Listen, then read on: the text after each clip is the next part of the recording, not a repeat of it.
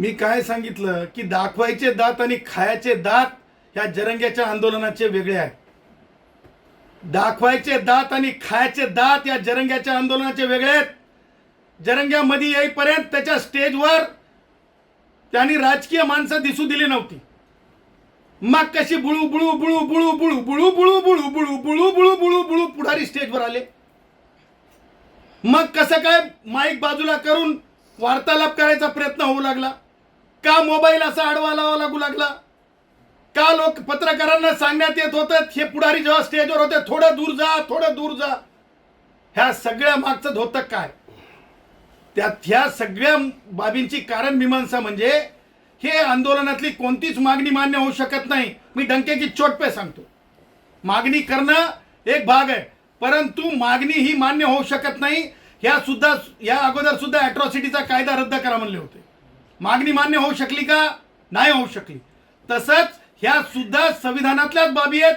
संविधानातूनच आरक्षणाचा कायदा निर्माण होतो. जसं अॅट्रॉसिटीचा कायदा जे ह्याच्यातून निर्माण झाला संविधानातून तसंच आरक्षणाचा कायदा सुद्धा संविधानातूनच निर्माण होतो. संविधानाला फोडण्याची संविधानाला बर्बाद करण्याची संविधानाला तोडण्याची ही जरंग्याची कोशिश आहे.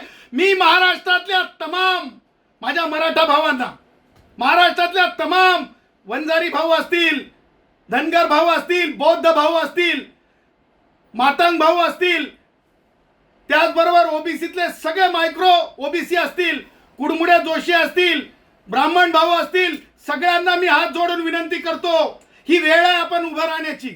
ही वेळ आहे आपण सरकारला सांगण्याची की अशा प्रकारे आरक्षण देता येत नाही. भारतरत्न डॉक्टर बाबासाहेब आंबेडकरांनी जरंगेसारख्या मागण्यांवर आरक्षण देण्याचा कायदा केलेला नाही.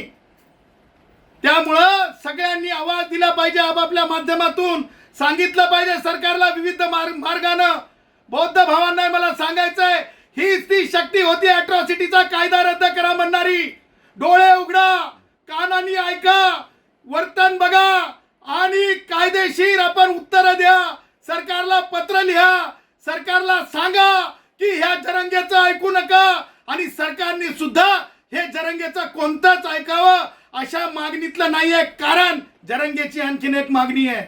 जरंगे एक मागणी मान्य करून उठून जाईल.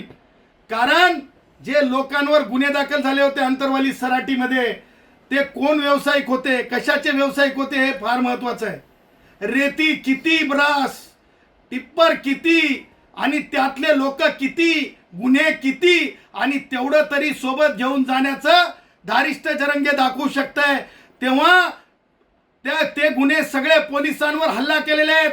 ते गुन्हे जरंगेच्या अंतरवली सराटीतील पोलिसांवर केलेले हल्ले आणि झाकीर नाईक आतंकवादी हरामखोर ज्या आझाद मैदानामध्ये त्यांनी ज्या प्रकारे पोलिसांना धारातीर्थ केलं तर दोन्ही गुन्हे सारख्याच स्वरूपाचे आहेत.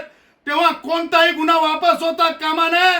कोणत्याही प्रकारचे गुन्हे वापस घेता कामा नये असं देखील विनंती आम्ही पोलीस आयुक्त पोलीस महासंचालक ऍडिशनल चीफ सेक्रेटरी गृह विभाग यांना सुद्धा करत आहोत.